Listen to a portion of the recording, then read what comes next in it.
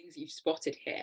So I'm just going to point a few out to you before we wrap up. Of course, we've got the onomatopoeia of splish splash. And this is what I mean, splishing and splashing, no problem. You've repeated splish and splash, that's fine. It adds emphasis. It's that idea of it's monotonous, it's constant. It's the sound of the water is just infuriating them. Written in first person because it's a diary entry. It's in past tense because it's a diary entry. We've got semicolon here, lovely. Another semicolon, double semicolon here. It's all relative to the clause before it. I was as tired as an insomniac, but I had to work. He was, she was, they were tired because they were woken up at 5 a.m.